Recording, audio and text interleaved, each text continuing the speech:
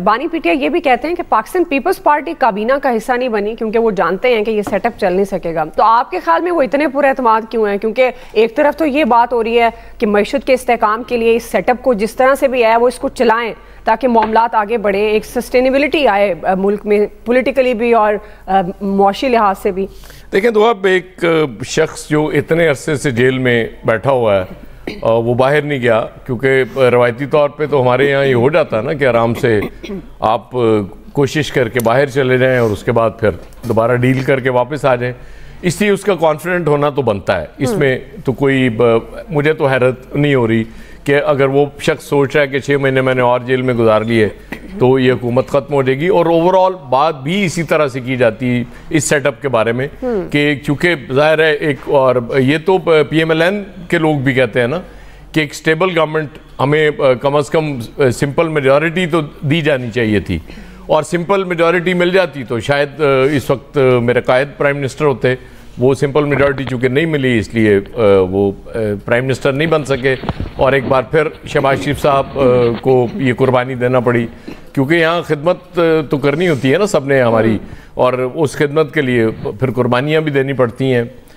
और वो सिलसिला वो जो चला था वो ऐसे ही लगा कि जैसे छुट्टी पे गए हुए थे शहबाज शरीफ साहब 16 महीने की हुकूमत के बाद, और फिर वो छुट्टियों से वापस आके उन्होंने, जैसे वो हमें छुट्टियां हुआ करती थी ना बचपन में स्कूल में 3 महीने की, वो छुट्टियां गुजार के और वापस आके उन्होंने फिर वो चार्ज संभाल लिया। उसके बाद मॉनिटर दोबारा बन गए हैं वो इस क्लास के। तो फिर स्ट्रेटजी वो अपनी बता रहे हैं कि जी हम जलसे पे फजलुर रहमान साहब, अलबत्ता उन्होंने ये कहा ज़रूर कि नहीं पता फजलुर रहमान साहब आएंगे भी या नहीं, बहरहाल हम उनको दावत देंगे। शेख रशीद साहब के साथ हाथ तो बहुत बड़ा हो गया था कि वो एक्सपेक्ट कर रहे थे कि मुझे इधर से टिकट मिल जाएगा, इधर से भी नहीं मिला। बहरहाल जो हुई, इसके बावजूद अगर कोई सॉफ्ट कॉर्नर मौजूद है शेख साहब का तो पॉसिबल है वो आ जाएं, लेकिन ये सब मुस्तकबिल की बातें हैं, ये अभी फौरी तो पॉसिबिलिटी नहीं है। लेकिन इतना अरसा जेल में गुजारने के बाद और फिर जिस तरह से जो पार्टी के साथ हुआ, आपने उनसे वो ले लिया, उनका निशान भी ले लिया इंतखाबी, बेशुमार निशानात दे दिए गए, इसके बावजूद उन्होंने इतना अच्छा परफॉर्म कर दिया उनके लोगों ने, तो फिर मेरा ख्याल उस लीडर का ये कॉन्फिडेंस, ये नहीं कहा जा, मैं तो नहीं कम अज़ कम कह सकता कि ये कोई ओवर कॉन्फिडेंस है वो लीडर। वो बात ठीक कर रहा है कि जब अभी तक रिजल्ट्स, और वो कहता था कि हम सबसे ज़्यादा सीटें लेंगे और उसने लेके दिखाई आपको, तो इस वक्त भी अगर वो कह रहा है तो फिर मुझे तो लगता है कि वो को कैलकुलेशन ज़हन में ज़रूर है इमरान खान के कि अगर 6 महीने मैंने और गुजार लिए जेल में तो फिर शायद मुश्किल हो जाएगा इस गवर्नमेंट का चलना। जी आमिर साहब क्विकली कंप्लीट कीजिएगा, आपकी लाइन में इशू था। जी बिल्कुल, मैंने तो कहा था कि मैं स्टूडियो में पहुंच जाऊंगा, लेकिन चलें आपने मुझसे पहले स्टार्ट में कर लिया।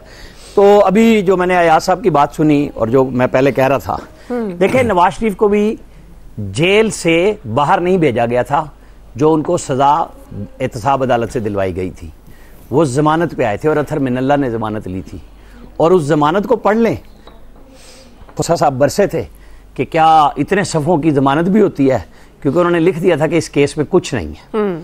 तो वो हाई कोर्ट के जज थे जिन्होंने जमानत पे दी, और लग ये रहा था कि जैसे वो जमानत आसिफ सईद खोसा और साकिब निसार कैंसिल कर देंगे। इतना गुस्सा था उनके अंदर उस वक्त कि ये हुआ कैसे जब हमने किया था।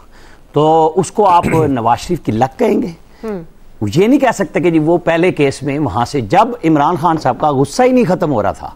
आपको पता है कभी शहबाज शरीफ को दोबारा पकड़ो, नवाज शरीफ को दूसरे केस में पकड़ लो, इसमें उसकी बेटी को पकड़ लो, बेटी के सामने उठा लो, ताकि पता लगे कि जी मैं हुक्मरान हूं और मेरी मर्जी के बगैर नहीं हो सकता, मैंने कैमरे भी लगाने हैं और मैंने देखना भी है। ऐसी सिचुएशन में आपको याद है मैंने तो कहा था कि जब वो नैब की कस्टडी में थे, और मैंने यहाँ पे ये कहा था कि एक उड़न खटोला आएगा, मुझे एक फोन आया और नवाज शरीफ को ले जाएगा। ये जितने प्लेटलेट्स बेचते रहे वो आज भी बेचें, मुझे मसला नहीं है। मैंने तो उस वक्त भी खबर ही दी थी कि उनका अरेंजमेंट हो गया, वो चले गए, अरेंजमेंट बना, उन्होंने यहाँ पे अपनी पॉलिटिकल लड़ाई भी लड़ी और यहाँ से चले गए, और उसके बाद वो अपने तय करके उनके बच्चों को या उनके केसेस को तो 7-7 साल बाद हाईकोर्ट ने सुना और फाइनल किया, क्योंकि उनकी अपील गई थी तो उन्होंने कहा नहीं बारी पे लगेगी।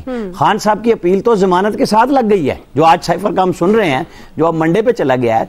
तो पाकिस्तान के अंदर हालात सियासतदान खुद अपने लिए, सियासतदान एक दूसरे के खिलाफ बनाते हैं, करते हैं, उसके अंदर फिर वो सारी कुव्वतें जिसको एस्टैब्लिशमेंट कहते हैं और जुडिशरी कहते हैं, वो अपने अपने तौर पे मावन बन जाती हैं, कभी किसी के साथ कभी किसी के साथ।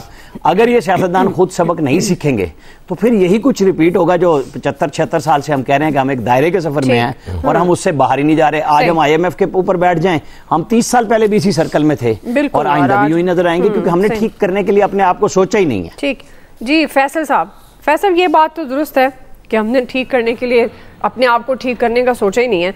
अब बानी PTI कह रहे हैं, अच्छा खबरें ये भी हैं कि फिर कहीं ये पीपल्स पार्टी और क्या फिर पाकिस्तान तहरीक इंसाफ 6 माह बाद क्या ये हुकूमत बना सकते हैं, क्योंकि ये दोनों मिल रहे हैं, क्योंकि सॉफ्ट कॉर्नर उनकी बात से लगा तो सही पीपल्स पार्टी के लिए कि वो काबीना में इसलिए शामिल नहीं हुए क्योंकि वो समझते हैं कि इस, और फिर वो ये भी कह रहे हैं कि विफाक और पंजाब की हुकूमत के खिलाफ वो गए हैं, मतलब सिंध की हुकूमत से उनको कोई प्रॉब्लम नहीं है।